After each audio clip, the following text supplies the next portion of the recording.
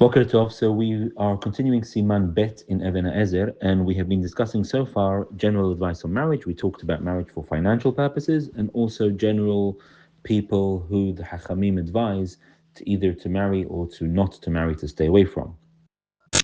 One final point on all of this before we turn into the whole question on who is a Jew nowadays and how we know whether someone is Jewish if we want to marry them, is general character traits which the Hachamim say if a person has them, then it's likely that he or she isn't Jewish. They have been tainted through the generations, and one should stay away from marriage with such people or such families. So a number of points. This is all from the last chapter in Kiddushin and all codified in the Rambam and the Shulchan Aruch. So a number of points the Gemara says. Firstly, is that a family or a person who is regularly and continuously arguing and fighting with other families or with other people, that is a concern that they may not be Jewish, because a person who's regularly in mahloket with others, that's a siman paslut. It's a sign that they are likely not to be kasher, and therefore one should stay away from them. So that's only if it's regularly and continuously arguing and fighting with other people, with other families, to stay away from them.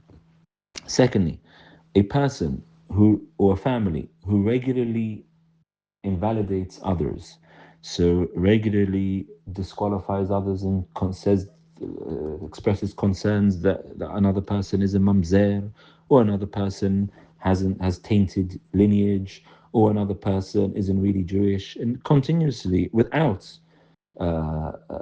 foundations, alleging that other people are pasul, such a person, Hachamim say, kol posel b'mumo posel. If you're regularly invalidating others without any solid foundation, then it's likely that you are doing so because you have that same issue yourself, right? This is the idea in psychology, that you project upon others what you have upon yourself. As Hachamim already saying a long time ago, that either consciously or even subconsciously you're going to be projecting upon others what you feel is a problem with yourself, and therefore if you're regularly tainting others, then that's going to be a siman that you yourself are pasul.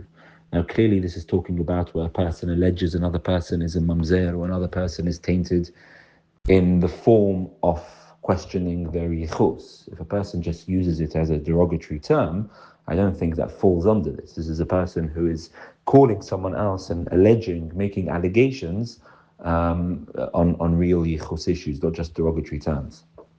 Thirdly, the Gemara says that there are three signs that a person is Jewish.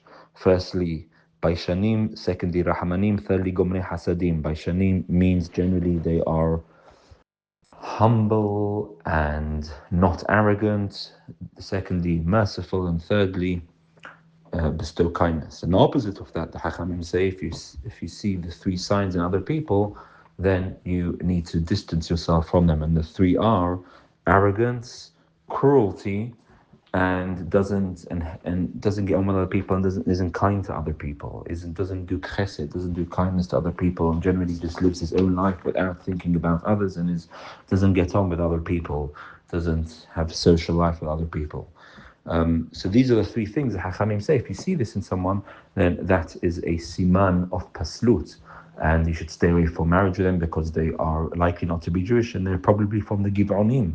The Giv'onim, who were very cruel in Tanakh. They executed the 7 descendants of Shaul, and so the Hachamim say such people need to stay away from them. There's a question in the Haronim whether you need all three or even just one.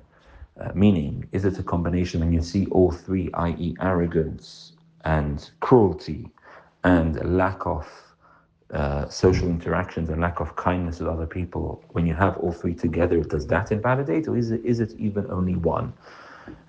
Most understand it to be a combination of all three. When you have all three, then that is, when you have these three ingredients all together, that is a clear sign that a person is pasur and to stay away from them. Those are general signs, and then you're not meant to marry them. But then if a person doesn't have these three, and a person turns up and says they're Jewish, how do we know they're Jewish? How do we accept they're Jewish? So Hashem will begin that topic tomorrow.